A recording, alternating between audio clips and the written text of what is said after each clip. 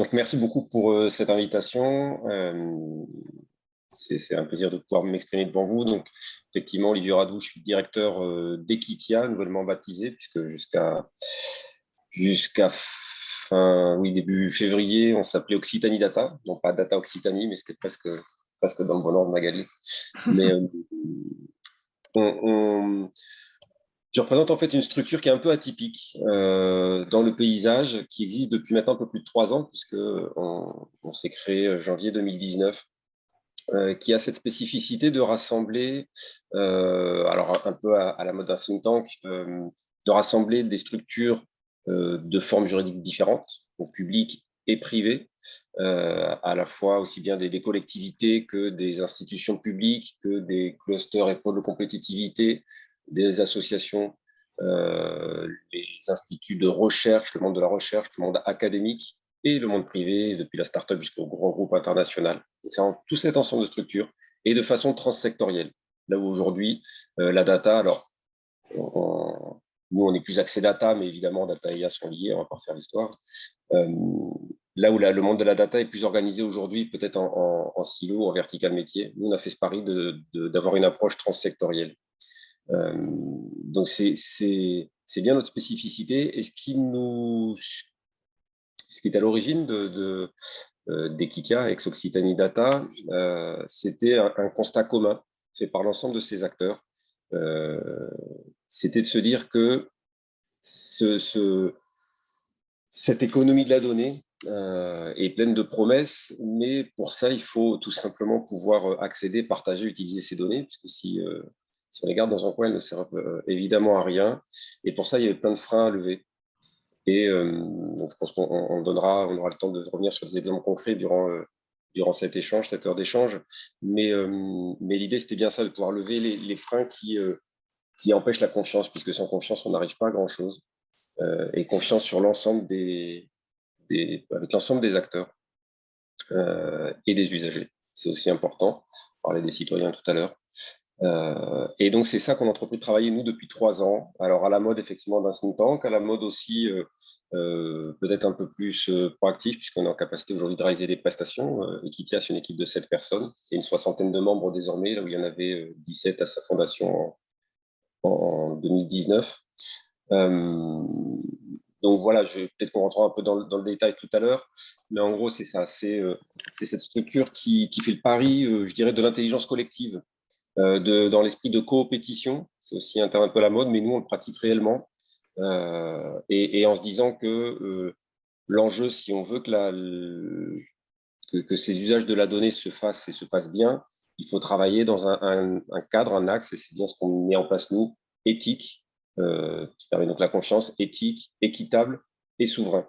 Et c'est là aussi un enjeu fort pour nous, souveraineté au sens européen du terme, évidemment, mais en se disant que la vraie compétition, pour le coup, elle est avec les modèles que qu'on nous propose, plutôt que nous imposent les GAFAM et les modèles asiatiques qui sont pas beaucoup plus intéressants selon nous. Donc voilà, c'est tout ce cadre de confiance qu'on travaille depuis 3 ans. Et voilà, peut-être. Et pardon, avant de passer à la main, un dernier élément pour dire que l'association que nous sommes est en cours de transformation, et c'est un point important, en AGIP, un groupement d'intérêt public, qui est là aussi une forme juridique, on pourrait revenir sur peut-être à la fin avec des questions, mais qui est selon nous constitutif de la confiance, qui est important, et toujours dans cet espace, cet esprit public et d'intérêt général.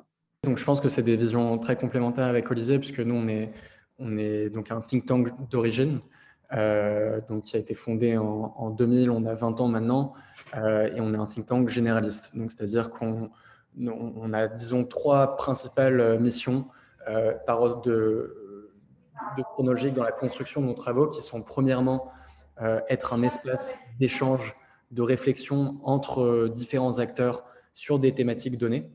Donc, c'est vraiment l'idée de créer un lieu qui permet à différents acteurs qui ne se parlent pas toujours de se rencontrer, d'échanger sur les problématiques et, dans un second temps, de concevoir des propositions, des recommandations, des solutions de l'ordre de la politique publique. Et du coup, dans un second temps, la seconde mission, c'est vraiment d'adresser ces recommandations aux décideurs publics.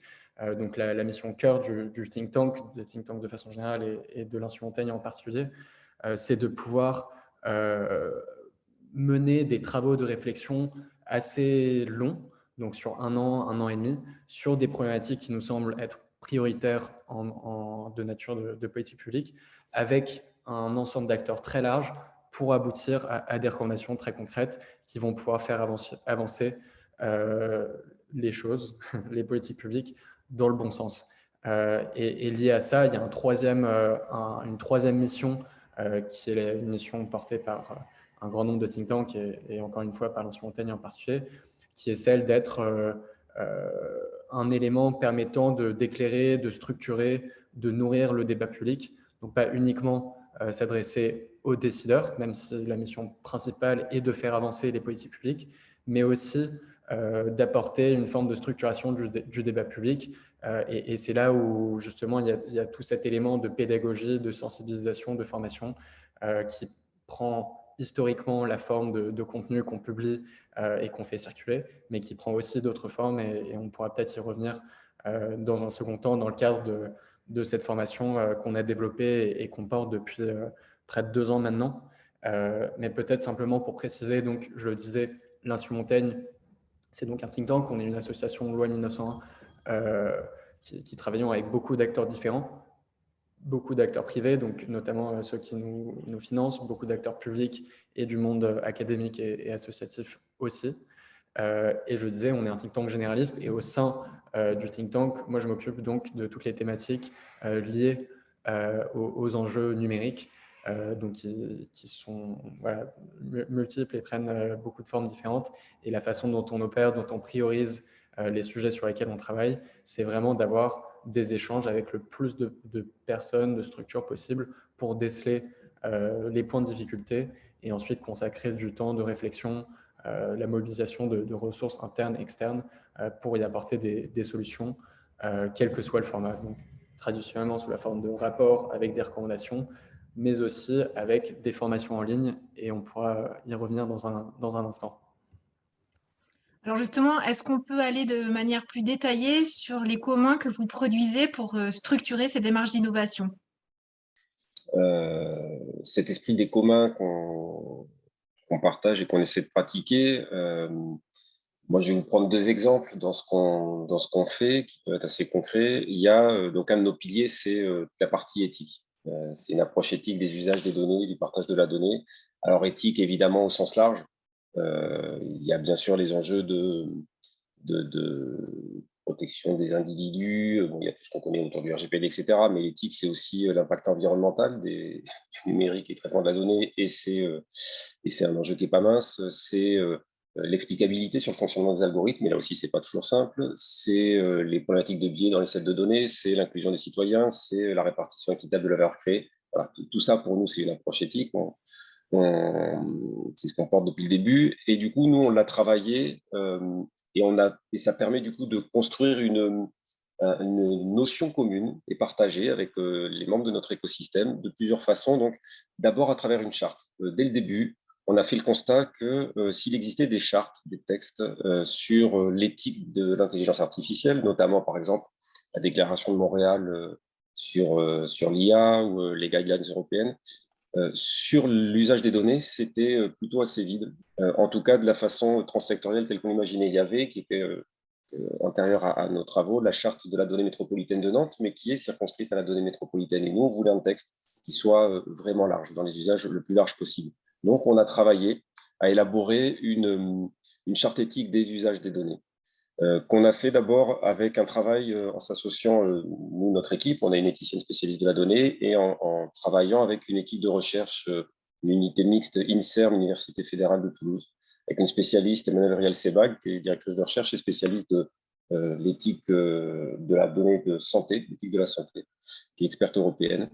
Et donc, il y a eu tout un travail d'abord de co-construction de cette charte, des grands principes, qu'après on a partagé avec l'ensemble de nos membres. À l'époque, on avait donc 17 membres. Donc, c'était un travail 2019-2020. Il y a eu des échanges avec les directions juridiques parce que l'idée, c'était que ces membres qui composent notre écosystème s'engagent à adhérer aux valeurs. Il ne s'agit pas d'appliquer les principes à la lettre. On est sur des grands principes. C'est aller vers, c'est emmener, c'est faire progresser. Mais l'idée, c'est bien d'adhérer à ces valeurs. Donc, il y a eu des échanges. Il y a une construction commune de cette charte. Et cette charte, on a pu la rendre publique, du coup. On l'a fait, alors j'aurais dû réviser la date, mais je pense que ça doit être autour d'avril 2020. C'était juste après le premier confinement, et on avait accéléré aussi un peu justement parce qu'il y avait à ce moment-là des enjeux sur l'utilisation peut-être un peu exceptionnelle, vu les conditions exceptionnelles, les circonstances exceptionnelles, l'utilisation de certains types de données. Et on a voulu mettre sur la place publique cette charte comme étant un asset possible pour encadrer ce qui peut se faire dans un cadre exceptionnel, mais on doit avoir quelques garde-fous. Donc, il y a eu cette charte. Derrière, on a aussi ces communs, comme vous disiez, qui permettent de structurer et qui permettent ces projets d'innovation et de les rendre acceptables. On les travaille aussi, toujours dans le sens de l'éthique, dans des commissions. On a une commission éthique, on a un cercle éthique, quelque chose d'un peu plus large. On a des groupes de travail, notamment on en a un sur l'enjeu de la garantie humaine de l'IA en santé. Et tous ces endroits-là sont des endroits où on produit de la réflexion, on partage de la connaissance. Et c'est aussi quelque chose d'extrêmement important, parce que ce lien qui se crée entre acteurs qui se connaissent et qui se font des rétextes, comme on dit, ça permet d'avancer plus loin ensemble. Vous savez que, comme dit l'adage, tout seul on va plus vite, mais ensemble on va plus loin. Et c'est bien là aussi un des enjeux. Donc c'est aussi dans ces espèces d'instances où on construit cette vision commune. Et puis qui nous permet par ailleurs, à nous, aux équipes d'Equitia, de développer, de continuer à engranger aussi de l'expertise, à pouvoir proposer derrière des accompagnements. On est en capacité de faire des recommandations, des accompagnements autour, notamment sur des projets by design, autour d'une vision éthique.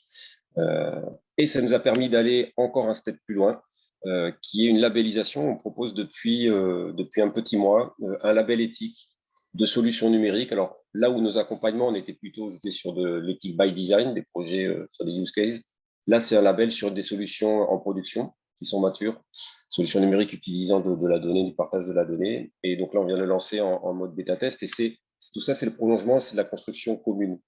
Et ce label permet du coup d'afficher un degré de confiance dans les usages qu'on porte. Ça, c'est peut-être le premier point. Puis un deuxième exemple, ça va être trop long, c'est ce qu'on fait sur un tout autre axe autour d'un projet qu'on a nommé, nous, DSO, Data Space Occitanie, mais qui est en fait un gros travail de réflexion autour du data space territorial multisectoriel. Alors, je ne vais pas rentrer trop dans les détails parce que je ne suis pas moi-même spécialiste, j'ai juste une vision globale des choses. Donc, je vais rester sur l'écume des choses, mais on se positionne là dans les enjeux que l'Europe met en avant depuis maintenant ces derniers mois ou ces dernières années autour de la création d'espaces de données, donc les fameux data space. Ne pas confondre avec les space data, la donnée spatiale. Et on a identifié que le niveau territorial, régional, était un bon niveau pour pouvoir mettre en œuvre ce type d'espace de données tel que nous on porte, encore une fois, multisectoriel. Là où, encore une fois, des espaces de données de santé, du tourisme, de l'agri-agro, etc. s'organisent. Nous, on a toujours cette vision transsectorielle. Et donc, on travaille depuis maintenant, on va dire depuis l'été 2021, la rentrée septembre 2021, on associe une trentaine de nos membres, ce qui n'est pas rien, des représentants de nos membres, des structures membres d'Occitanie Data, d'Equitia maintenant, au sein de différentes instances. On a un groupe de travail spécifique, on a un COPIL, on a des commissions qui sont mobilisées aussi pour concevoir et prouver un modèle qui permet l'émergence d'usages innovants et de confiance autour de la donnée avec des standards, des magasins d'infra, des règles de gouvernance, de sécurité, des services. Et l'objectif, c'est vraiment de créer un écosystème décentralisé de partage de la donnée à l'échelle d'une région, mélangeant public et privé, qui soit interopérable et qui soit aussi réplicable. C'est-à-dire que ce qu'on fait là, en gros, le POC, c'est à l'échelle de la région Occitanie, mais l'idée, c'est de pouvoir de permettre que ça se passe aussi ailleurs dans notre territoire. Nous, tout ce qu'on travaille à Equitia, et c'est effectivement le sens où notre GIP sera d'envergure nationale, c'est pas que ça reste à l'échelle de la région, qui est la région qui nous a vu naître, qui est celle où on fait qui est notre territoire d'expérimentation et d'animation d'un écosystème. L'idée, c'est aussi, on discute beaucoup avec d'autres collectivités, d'autres territoires hors de la région Occitanie. L'idée, c'est de pouvoir faire bénéficier nos réflexions, nos travaux, pour que là aussi, on ne refasse pas chacun dans son coin son travail sur la donnée, le partage de la donnée, la gouvernance de la donnée, comment on amène la confiance, etc.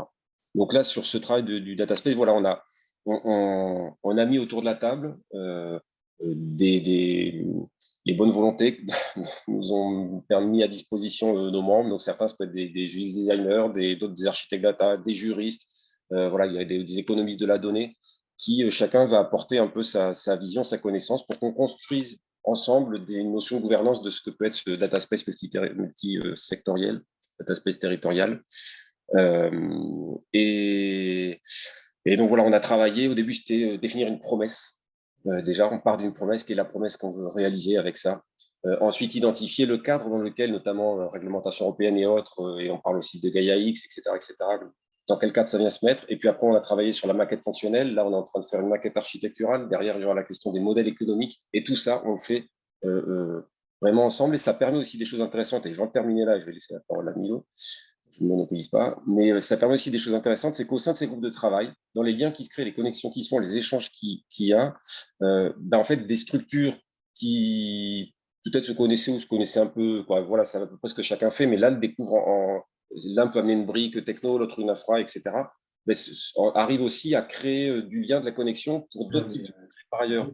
Tiens, mais là, on peut faire quelque chose ensemble, on est complémentaires sur tel truc, ou là, tiens, mais ta vision, elle m'amène à penser que c'est aussi ça, je pense, la création de commun, en fait. Je m'arrête là.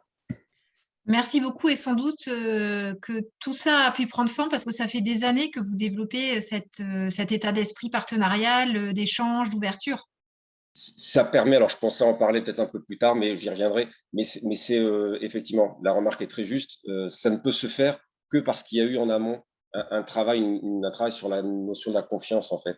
Ce collectif, il a travaillé cette notion de la confiance et ça permet d'aller plus vite, en tout cas, ça permet d'être plus efficace et d'aller plus vite quand on a des projets comme ça. Sinon, ça mettrait un temps fou. Et c'est aussi pour ça que les acteurs nous ont rejoints.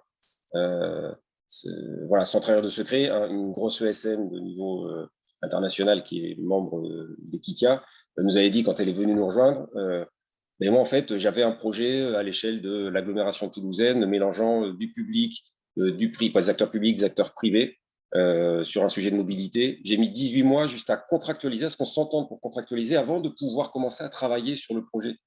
Et parce qu'il y avait cette question de comment on se fait confiance en fait. Et donc, oui, le fait d'avoir un collectif qui existe avant et des règles, etc., ça permet d'aller sur des projets comme ça plus efficacement. Peut-être en introduction, juste pour dire que, encore une fois, ça s'articule très bien avec ce sur quoi travaille Olivier, puisque nous, on est à l'Institut Montaigne, on n'est pas du tout experts des outils, de la donnée, des aspects techniques. Notre métier, c'est vraiment de faire le pont entre des acteurs plus techniques et d'une part les pouvoirs publics pour voilà, orienter vers des bonnes décisions publiques sur ces enjeux-là, et d'autre part, je le disais à l'instant, essayer de structurer, de nourrir le débat public pour y apporter justement la confiance dont parlait Olivier à l'instant, qui est en effet clé et sur lequel on travaille évidemment sur ces sujets-ci, sur d'autres sujets plus généralement. Donc, pour faire face à ces enjeux, l'Institut Montaigne a développé Objectifia, donc je vais vous en parler dans un instant, pour faire face d'une part à l'idée que l'IA allait représenter un gros enjeu évidemment de compétitivité, d'enjeux économiques, de création d'emplois versus d'autres régions géographiques, mais surtout aussi un enjeu de société. Donc Olivier le soulignait vraiment, pour nous c'est un enjeu de confiance critique, à la fois en matière, à la fois du point de vue des personnes qui se servent d'outils d'IA au quotidien, à la fois du point de vue de personnes dont les métiers seront impactés par les outils d'IA, et puis du point de vue, on le disait à l'instant, des citoyens qui vont participer au débat public, qui vont participer aux décisions qui sont prises autour de ces questions qui touchent à l'IA. Et tout ça, ça repose, on le disait, sur la capacité du plus grand nombre de personnes possible de comprendre les enjeux à la fois techniques et sociétaux de ce sujet qui, au premier abord, peut parfois paraître un sujet d'expert, un sujet un peu technique. Donc nous, on est vraiment parti du principe que avec cette mission, ce rôle qui est de nourrir le débat public, l'Institut Montaigne avait un rôle à jouer qui était positionné sur les enjeux de formation et plus précisément de sensibilisation. Donc on s'est lancé avec deux partenaires. donc qui sont d'une part Open Classrooms, donc, qui sont les leaders de la formation en ligne en France, et puis la fondation Abeona, qui est une fondation qui travaille sur les enjeux éthiques de l'IA. Et donc, avec ces deux partenaires, on s'est lancé dans le défi de se dire qu'on allait essayer, en tout cas, de contribuer à sensibiliser 1% de la population française aux enjeux de l'IA. Donc, leur donner les briques de compréhension de base pour comprendre, d'une part, comment ça fonctionne, quels sont les cas d'usage, où est-ce que opère l'IA dans la vie de tous les jours ou dans nos métiers, et d'autre part, quels sont du coup les enjeux sociétaux, dans quelle mesure est-ce que ça va impacter la vie quotidienne, différents métiers. Et donc pour ce faire, on a développé un cours en ligne qui s'adressait à tous les publics, donc sur l'ensemble du territoire français, et qui offre une formation certifiante pour justement faire de la France l'un des pays les plus avancés sur ces questions, aux côtés des pays scandinaves qui ont pris un peu d'avance. Donc, je disais, on a développé un cours en ligne, Objectifia, et je vous mettrai le lien dans le chat à l'instant pour que vous puissiez aller le voir vous-même. Mais la construction de cette formation en ligne aux enjeux de l'IA, donc qui s'appelle Objectifia en français et Destination AI en anglais, c'est faite donc avec des auteurs, un comité scientifique avec les personnes que vous voyez là, un conseil stratégique qui regroupe aujourd'hui près d'une centaine d'acteurs de milieux très différents, et les ingénieurs pédagogiques d'Open Classrooms pour construire une formation qui soit de la plus grande qualité possible, pour se dire qu'en l'espace de 4 à 5 heures de formation en ligne gratuite, n'importe qui, sans prérequis, pouvait comprendre les grands enjeux, qu'est-ce que ça concerne d'un point de vue technique, quels sont les types de problématiques auxquelles on va avoir recours à des algorithmes d'IA, et quelles sont les réponses aux questions que moi, en tant que citoyen, je peux me poser en ce qui concerne, par exemple, des enjeux de contrôle des données, d'enjeux de contrôle des algorithmes ou d'acteurs malveillants, comme on peut le voir dans la science-fiction ou dans les médias, et d'autres enjeux sociétaux que peuvent se poser les citoyens. Je passe très rapidement sur la suite, mais donc ce projet de formation en ligne, Objectifia, on l'a lancé en avril 2020 avec, je le disais, cet objectif donc à terme de sensibiliser au moins 1% de la population française avec ce cours. À date, on a plus de 180 000 personnes en France qui suivent le cours, qui ont débuté le cours, et on en a plus de 70% qui sont allés jusqu'au bout. Donc on est vraiment bien au-delà des statistiques que ce qu'on a habituellement pour des formations en ligne, à la fois parce que c'est court, à la fois parce que c'est accessible, à la fois parce qu'on travaille main dans la main avec de nombreuses institutions qui recommandent, qui poussent la formation auprès de leurs collaborateurs. Mais on a quelque chose qui a vraiment démontré son succès en France et de plus en plus à l'international, puisqu'on est en train d'étendre cette formation avec d'autres partenaires. On a confirmé récemment, par exemple, que le Canada allait se saisir d'Objectifia et de sa version anglaise Destination AI pour en faire l'objet de sensibilisation citoyenne au Canada des citoyens canadiens. Donc, c'était dans un premier temps un objectif de sensibilisation en France. Aujourd'hui, on essaie d'en faire un objet un peu de sensibilisation en commun avec d'autres pays qui partagent nos valeurs ou qui partagent cette approche un peu de confiance à l'IA. Je passe très rapidement sur le contenu de la formation pour que vous puissiez vous faire une idée beaucoup plus précise des types de sujets que ça englobe. L'objectif étant que le plus de personnes possible suivent ce cours. Donc, vous-même, si ça vous intéresse, ou d'autres personnes de votre réseau, des organisations avec lesquelles vous travaillez. On est vraiment dans une logique de partage le plus largement et le plus librement possible. Je répète, tout est gratuit et a été développé avec beaucoup de soin. Vous avez sous les yeux du coup le grand plan du cours, donc qui se divise en 3 parties, comme vous le voyez. Et chaque partie regroupe 3 chapitres et un quiz qui permet de tester ses connaissances au fur et à mesure qu'on avance dans le cours. Et donc, une fois qu'on a complété l'ensemble des parties, on reçoit, et qu'on a complété les quiz avec un certain taux de réussite, on reçoit un certificat de réussite qu'on peut valoriser sur son profil LinkedIn ou sur son CV auprès d'employeurs. Donc voilà, donc il y a une première partie qui concerne en réalité une introduction très basique à ce qu'est l'intelligence artificielle, notamment en rentrant par le point d'entrée des cas d'usage. Une deuxième partie qui cible les opportunités et les défis de l'intelligence artificielle, donc c'est-à-dire les aspects un peu plus d'ordre sociétaux, quel est le potentiel de l'IA et quels sont les points de vigilance qu'il faut avoir en tête. Et une troisième partie qui est vraiment celle qui permet de comprendre en un petit peu plus de détails de façon très high level la façon dont les principaux algorithmes d'IA fonctionnent et du coup voilà, potentiellement nourrir la curiosité de certaines personnes qui par la suite pourront aller se former davantage avec des formations beaucoup plus techniques qui débouchent pourquoi pas sur des métiers. Donc voilà, cette première partie, on rentre à la fois dans les cas d'usage, je le disais, on essaie de définir ce qu'est l'IA et comment l'IA va investir le quotidien de chacun. Donc c'est vraiment l'objectif d'avoir une première partie qui soit la plus accessible, la plus compréhensible et la plus directement applicable aussi, au quotidien de chacun des citoyens. Une deuxième partie, je le disais,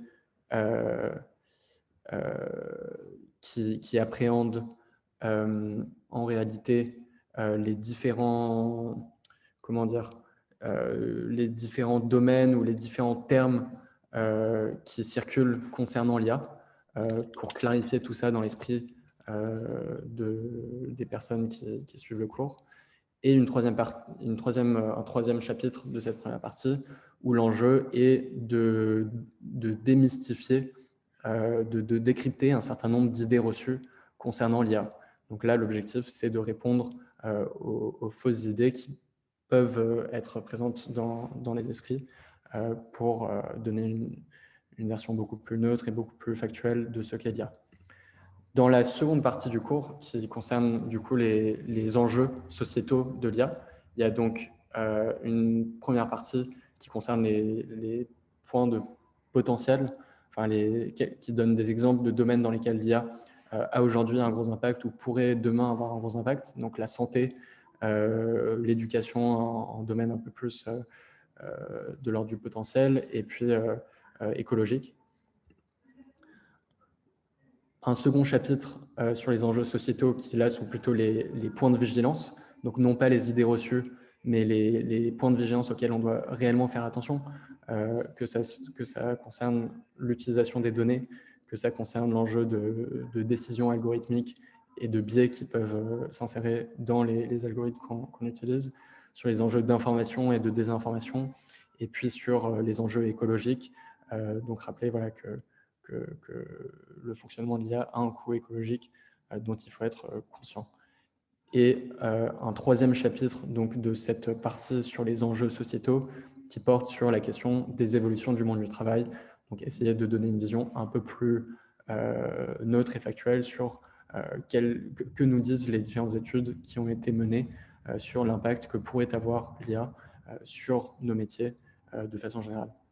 Et je le disais, enfin, une troisième partie du cours qui porte sur les enjeux plus techniques, donc qui traite d'une part les différentes étapes d'un projet d'intelligence artificielle, l'enjeu étant à la fois de donner à des personnes qui pourraient s'intéresser à ces métiers-là une vision d'ensemble pour qu'ils puissent ensuite se former davantage, ou alors de donner une vision d'ensemble à des personnes qui ne vont pas nécessairement se spécifier, se former techniquement à ces choses-là, mais qui pourraient s'en saisir typiquement des dirigeants d'entreprise ou des personnes qui seraient amenées à travailler ou à lancer des projets d'intelligence artificielle. Donc on essaie de détailler un peu les différentes étapes d'un projet d'IA, qu'il s'agisse de la constitution de l'équipe, du cadrage du projet, la récupération de données, le nettoyage des données, l'exploration, la modélisation, l'évaluation et puis le déploiement au terme de ce cycle-là. Et après, deux derniers chapitres qui traitent d'une part le machine learning, pour comprendre à peu près dans les grandes lignes comment ça fonctionne, et puis le deep learning, qui est un peu le mot qui circule le plus souvent, donc pour essayer de démystifier ça, la façon dont ça fonctionne, encore une fois, sans rentrer dans trop de détails. Et à l'issue de tout ça, on essaie de pointer et de diriger les apprenants du cours vers différents parcours qui pourraient les intéresser, vers des ressources complémentaires, vers d'autres formations gratuites, mais permettant de se former à des niveaux plus techniques. L'enjeu, encore une fois, étant d'avoir une première brique pédagogique qui puisse s'adresser à un ensemble de personnes le plus large possible, qu'il s'agisse d'étudiants qui se disent est-ce que j'ai envie de faire de l'intelligence artificielle ou des métiers de la data ma carrière professionnelle, qu'il s'agisse de dirigeants d'entreprise qui se disent je comprends mal ces sujets-là, à quoi est-ce que ça correspond et comment est-ce que je peux potentiellement m'en saisir, que ce soit les décideurs publics qui eux aussi ont besoin de bien comprendre ces enjeux-là pour naviguer, pour se prononcer sur ces questions-là, et enfin que ce soit les citoyens au sens très large, curieux, effrayés, souhaitant participer au débat sur ces questions-là, mais nécessitant un premier niveau de connaissance de base pour y participer. Donc, on a développé ce cours. Comme je disais, on en est aujourd'hui, en réalité, à près de 200 000 personnes qui le suivent. Et on essaie au maximum, le plus que possible, de le diffuser encore plus. On vise 300 000 inscrits sur l'année 2022.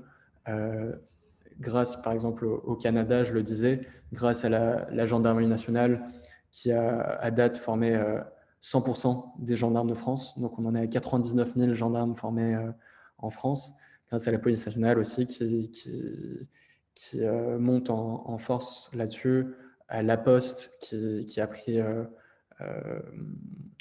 l'engagement de former l'intégralité des 250 000 postiers de France à ce cours Objectifia dans les années qui suivent. Donc, il y a vraiment beaucoup d'acteurs qui sentent qu'il y a un gros enjeu à la fois de compétitivité, mais aussi de confiance. Et donc, c'est là-dessus, et c'est pour cette raison-là qu'on a développé le cours, qu'on l'a mis à disposition gratuitement et qu'on encourage le plus de personnes à le suivre. Donc, je vais terminer la présentation et vous mettre le lien du cours dans le chat.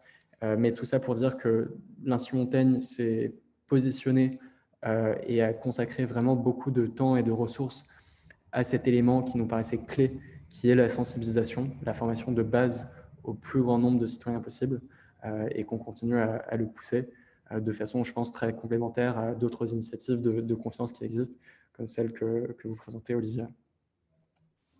Merci beaucoup, Milou. De toute façon, ce lien, je le mettrai aussi depuis le site du Mois de la Data pour que chacun puisse éventuellement retrouver cette ressource. Et Olivier, si tu en es d'accord, on pourra mettre aussi le lien vers la charte que vous avez conçue autour de la data.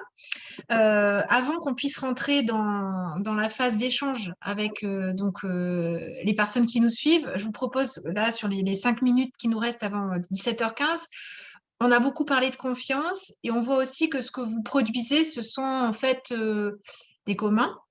Est-ce que le commun sert la confiance? Est-ce que la confiance sert le commun? En fait, quels sont les liens vertueux qui existent entre ces deux concepts? Déjà, je pense qu'il faut qu'on parte même si on partage tous, ça va mieux en le disant, qu'on parte du postulat que la confiance, ça ne se décrète pas. Ça se construit et c'est pas simple, surtout qu'on est de plus en plus dans une société de la défiance en fait, et que l'innovation, puisqu'on parle ici de projets d'innovation, de projets innovants autour de la data et de l'IA, l'innovation associée à la notion de progrès, ça va plus de soi. C'était peut-être vrai à fut un temps, c'est plus le cas aujourd'hui. Et donc oui, bâtir un contrat de confiance, sans vouloir plagier l'entrepreneur bien connu, c'est essentiel. Et ça se fait, je pense, en donnant déjà une juste place à chacun dans la gouvernance, y compris aux citoyens, Parce qu'en fait, la confiance, c'est à la fois, c'est aussi essentiel et compliqué à faire entre acteurs, on va dire, sur la chaîne de valeur de la donnée, mais aussi avec les usagers en bout de course, qui peuvent être aussi bien des clients, si on parle d'un service commercial, que des citoyens, si on parle d'un service d'intérêt général porté, par exemple, par une collectivité. Donc oui, il y a aussi une place à faire, y compris aux citoyens, même si là, c'est très difficile, parce qu'il y a des questions de représentativité, il y a des questions d'acculturation, et effectivement, une initiative comme celle que porte l'Institut Montaigne est très importante pour cela. Mais donc, c'est en s'appuyant aussi sur des notions communes, sur des textes partagés, sur par exemple une charte. C'est vrai qu'on nous pose parfois la question aussi à quoi ça sert une charte. C'est de la soft law. Il y a déjà beaucoup de textes réglementaires, il y a des certifications, etc. Une charte. Bon. Et moi, je trouve que ça a cet intérêt aussi à montrer un engagement dans une démarche commune et donc dans une confiance commune. Mais pour que ça ait un sens, il faut un égrégore. Il faut qu'on ait bâti. Oui, quand je dis que ça ne se décrète pas, c'est ça, c'est qu'il y a un collectif qui a un désir et un but commun. Et on va vers ça, et ça, c'est un travail de longue haleine.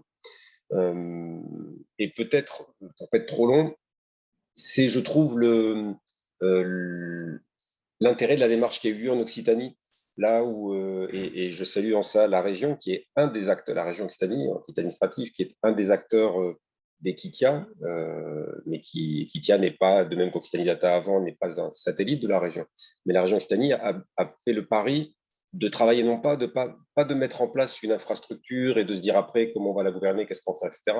C'était le chemin inverse, de dire on va d'abord se regrouper ensemble, public, privé, etc., recherche, je ne fais pas tout le laïus, pour travailler sur la question de la gouvernance de la confiance. On a d'abord bâti un cadre de confiance qui est, avec le temps passant, devenu également tiers de confiance, dans le sens où on peut opérer des prestations, je parlais tout à l'heure, de l'accompagnement. Et maintenant, on travaille avec ce projet de Data Space, la partie infra de partage. Mais vous voyez, c'est aussi ça qui a permis, je pense, de bien travailler la confiance. Et puis, je pense aussi que ce qui est important, c'est ce lien public, privé, recherche. On voit que c'est tous ensemble où il y a un peu une sorte d'équilibre qui se crée et qui permet justement cette confiance. On avait, et vraiment je m'arrête là, on avait fait alors on va essayer de le refaire d'ailleurs cette année, on avait fait une vaste enquête toute fin 2019. Et alors ça serait intéressant de voir comment ça a pu évoluer avec l'impact Covid derrière. On l'avait mené avec Civiteo et avec Harris Interactive, sondage à la fois qualitatif et quantitatif. On avait interrogé les Français pardon, sur leur approche des enjeux data, IA et problématiques de croissance et de crainte. Et parmi l'ensemble des questions, il y en avait une où on avait voulu voir quels étaient les acteurs qui étaient les plus générateurs de confiance. Donc, on avait testé entre le monde de la recherche, des collectivités territoriales, l'État, les acteurs du numérique, privés, etc., etc. Bref, il y a une sorte de classement. Mais ce qui était le plus intéressant, c'est qu'on avait testé aussi ce que nous, on portait, c'est-à-dire l'association de l'ensemble de ces acteurs. Et c'était ce qui ressortait comme étant le plus générateur de confiance pour les Français. Donc, c'est aussi quelque chose d'intéressant à avoir en tête. Les éléments clés ont été cités par Olivier, mais c'est vrai que là-dedans, sans doute que tout ce qui touche à la transparence a un rôle très important à jouer en matière de confiance. Enfin, tout ce qui est caché mène très facilement à des doutes, à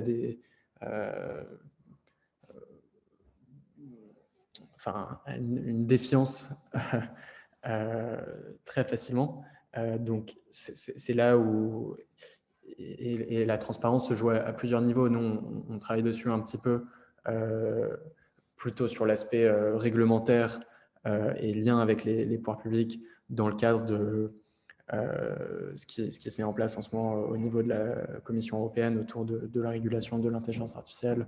On avait travaillé un petit peu en fait dans l'idée de pouvoir pousser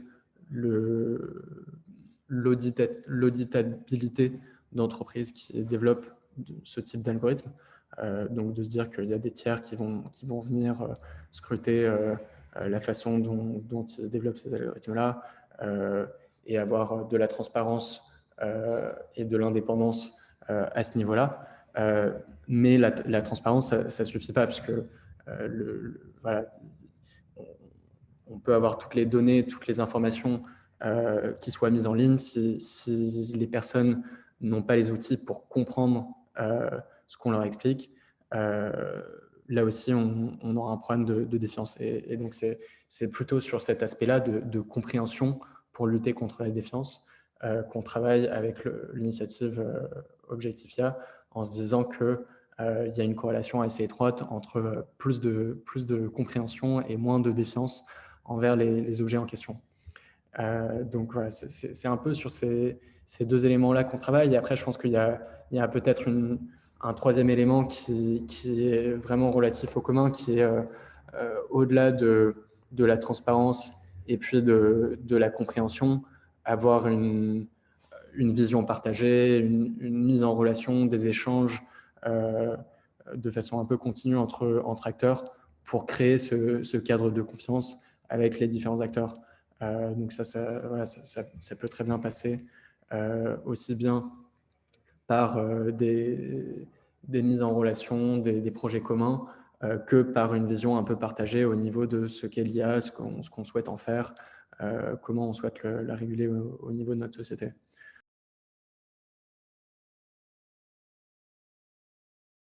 Il y a deux éléments, parce que la formation, on la met à disposition gratuitement en ligne, donc il y a n'importe qui peut la suivre, et quand c'est entre guillemets n'importe qui la suit, pour des questions d'accessibilité, en fait, on rend l'inscription, le niveau de relation le plus léger possible.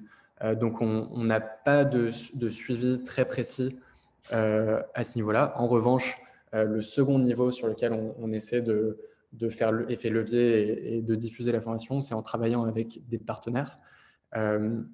Et donc, quand on travaille avec des partenaires, donc premièrement, on a eu, au-delà des éléments voilà, quantitatifs, qui nous montrent que la grande majorité de personnes vont jusqu'au bout de la formation, on a eu des retours très positifs.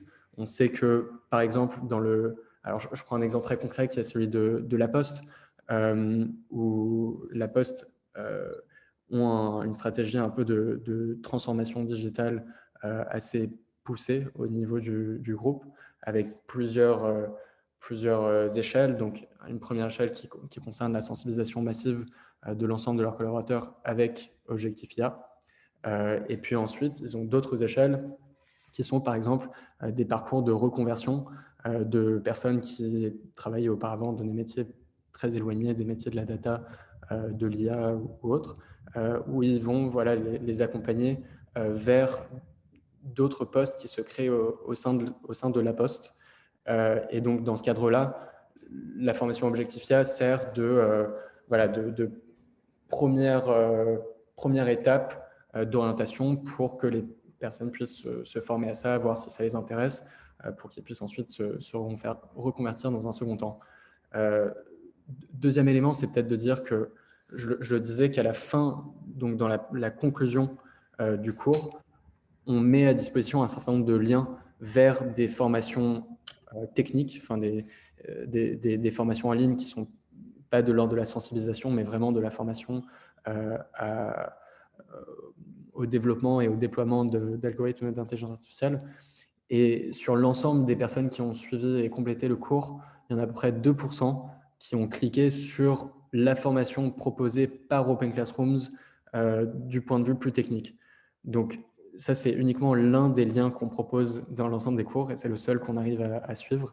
Donc, on a cette statistique-là qui n'est pas très utile, mais qui nous montre déjà que voilà, c'est de l'ordre de 2% des personnes qui ont débuté le cours, qui au moins sont intéressés par l'étape suivante, qui est de se former aux aspects un peu plus techniques.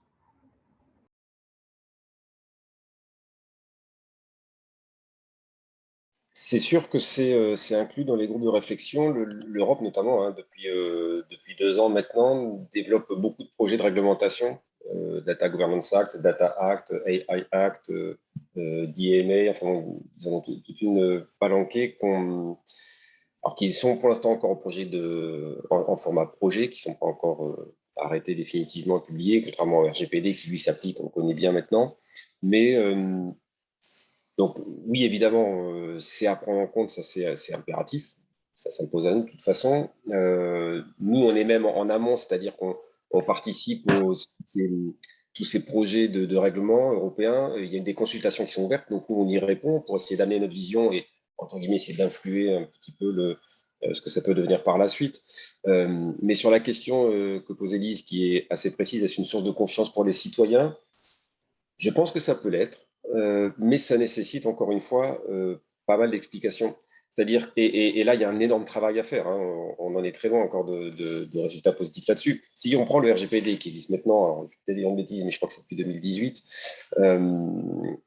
tout le monde tout le monde, bon, la majorité, on va dire, des gens en ont à peu près entendu parler. Est-ce que tout le monde comprend bien ce que ça recouvre? Pas sûr. Mais tout le monde voit bien, par exemple, les fameux cookies qu'on nous demande d'accepter ou pas d'accepter, etc.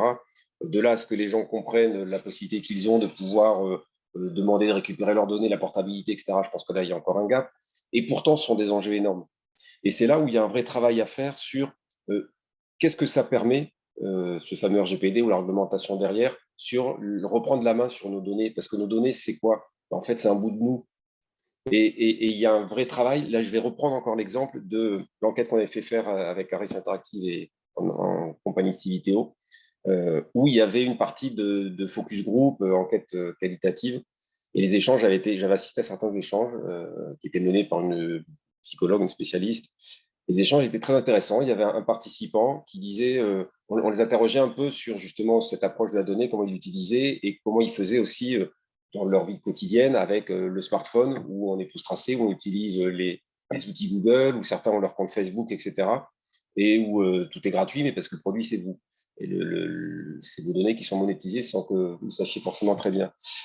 Et la réponse de cette personne-là, qui était un homme, on va dire, de la quarantaine, etc., qui habitait dans la banlieue toulousaine, disait, mais oh, attendez, moi, de toute façon, qui je suis, moi, habitant de, je ne sais plus quelle ville c'était, mettons de Balma, pour intéresser Facebook ou Google. Là, il y a un vrai travail d'acculturation et je pense que cette réglementation pourrait permettre, mais le travail n'est pas vraiment fait, pourrait permettre voilà, de prendre conscience de tout ça. Ce n'est pas une réglementation à subir, c'est quelque chose qui, au contraire, est vraiment un atout. Mais il faut travailler, il faut faire de la pédagogie à côté. C'est une question plutôt pour Milo. Alors, au sein de l'Institut Montaigne et du coup, dans le cadre de tes responsabilités, je me demandais en fait quels étaient aujourd'hui les autres projets ou objectifs liés au numérique, justement, pour lesquels tu travailles actuellement. Oui, donc je le disais, sur un certain nombre d'enjeux, on se positionne sur des enjeux de politique publique. Donc, en plus de l'aspect projet porté par Objectifia, on a des rapports plus classiques. Donc, où là, l'objectif, c'est de mener un travail de réflexion sur 1 an et qui débouche sur des recommandations aux décideurs publics. Et donc, on a notamment une réflexion assez importante en cours et en lien avec Objectifia qui porte sur la question de comment est-ce qu'on fait pour qu'en France, on ait suffisamment de personnes formées pour être positionnées sur les métiers du numérique dont les entreprises, dont certaines structures publiques ont besoin. Et donc ça passe par voilà, un recensement des différentes données existantes sur ces questions-là, avec un benchmark à l'international aussi, pour comprendre au sein de la grande catégorie de, entre guillemets, métiers et puis plus finement compétences du numérique, lesquelles sont celles qui sont particulièrement en tension et pour quelles raisons, quel est l'état des lieux des dispositifs de formation initiale, continue, reconversion qui ont été mis en place à date. Est-ce qu'il y a des choses qui pourraient être améliorées? Et du coup, à l'issue de ce travail un peu d'agrégation de données existantes, d'agrégation de points de vue des différents acteurs que je décrivais au début, et de benchmarking avec ce que font d'autres pays ailleurs avec du succès ou pas, on essaie d'aboutir à des recommandations concrètes qui seront adressées aux décideurs publics pour répondre à ces enjeux-là. Donc, c'est l'autre gros travail du moment, c'est sur cette question d'adéquation offre et demande sur les métiers du numérique.